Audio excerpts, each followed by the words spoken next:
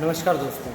Income tax act की जो series चल रही है, इसमें आज का जो केस रहने वाला है उसका टाइटल है East India Housing and Land Development Trust Limited versus CIT West Bengal. ये जितने भी केस आ रहे हैं सब वेस्ट बंगाल के आ रहे हैं, बट इस वाले केस में मामला सुप्रीम कोर्ट तक पहुंचा। केस के फैक्ट्स इस तरीके से थे। जो एपेलेंट थी, एक ये कंपनी बनाई गई, इनकॉर्पोरेट की गई, जिसका काम था कुछ दुकानें बनाना, कुछ मॉल वगैरह कंस्ट्रक्ट करके देना। इसने सब बना दिया। फिर उसके बाद जब ये मॉल या दुकानें बना दी तो इन्होंने इसको किराए पे चढ़ा दिया। वहाँ से किराया आया। अब किराया आने के बाद एक इनकम जनरेट हो गई, तो इनकम टैक्स वालों ने टैक्स लगा दिया।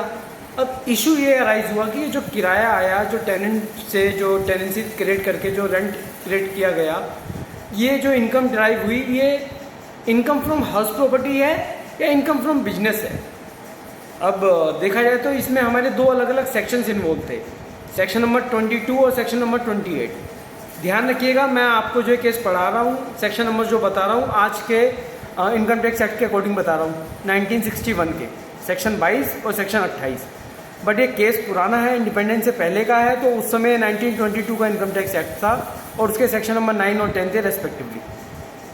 तो सेक्शन 22 बात करता है हमारी इनकम फ्रॉम हाउस प्रॉपर्टी की, और सेक्शन जो 28 है वो बात करता है इनकम फ्रॉम बिजनेस। तो भाई साहब, दोनों ही केस में तो इनकम ड्राइव हो रही है, दोनों ही केस में टैक्स लग रहा है। तो इशू क्या है कि मतलब टैक्स तो देना ही है, तो हम लड़ किस बात के लिए लड़ रहे हैं? मामला ये समझ आप लोगों को सोचना चाहिए। बात सिर्फ इतनी सी है कि इनकम दोनों केस में ड्राइव हो रही है, टैक्स दोनों केस में दिया जाएगा, बट जो डिडक्शंस होती है ना, वो मैटर करती है कि अगर आप इस वाली कैटेगरी में तो आपको डिडक्शन ज़्यादा मिलेगी, इस वाली कैटेगरी में फॉल करते हैं तो डिडक्शन कम मिलेगी। जैसे कि सेक्शन 22 मैंने आपको बताया, इनकम फ्रॉम हाउस प्रॉपर्टी, इसकी जो डिडक्शन है सेक्शन 24 में बताई गई है, जिसमें सबसे पहला ही क्लोज ये बोलता है कि भाई जो भी इनकम आई है उसका 30% तो आप सीधा सीधा माइनस कर दो। अगर आपके पास 1 लाख रुपए की इनकम आई है तो 30% तो छोड़ दो, मतलब 70,000 रुपये के ऊपर ही अगर आपको बनेगा तो टैक्स बनेगा। ये हमारा सेक्शन 22 बोलता है। सेक्शन 28 में भी अपनी अलग अलग डिडक्शंस बताई गई है। तो इशू ये था, तो सुप्रीम कोर्ट ने देखा कि भाई हम इस केस को जब डिसाइड करते हैं तो ये सेक्शन 22 में फॉल करेगा या सेक्शन 28 में फॉल करेगा। सुप्रीम कोर्ट ने माना, बोला कि भाई ये जो आपने दुकानें बना के जो किराए पे चढ़ाई, इससे जो इनकम आई, ये इनकम फ्रॉम प्रॉपर्टी में आएगा। जो जब हम इनकम टैक्स एक्ट में जो हेड्स बना रखे, कैटेगरी बना रखी है कि इनकम कहाँ से ड्राइव हुई है, तो ये इनकम फ्रॉम हाउस प्रॉपर्टी का पार्ट है, ना कि income from business and gains का।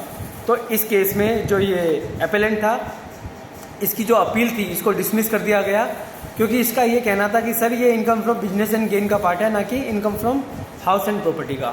ध्यान रखिए, अगर एग्जाम में अगर आपके पास क्वेश्चन आता है तो आपको section number 22 red with 23 red with 24 ये एक्सप्लेन करना है, सेक्शन 28 के बारे में थोड़ा बताना है, तब जाके आपको इस केस का मेंशन करना है। ठीक है, उम्मीद करता हूँ कि आपको केस समझ आया होगा। मिलते हैं नेक्स्ट वीडियो में। धन्यवाद।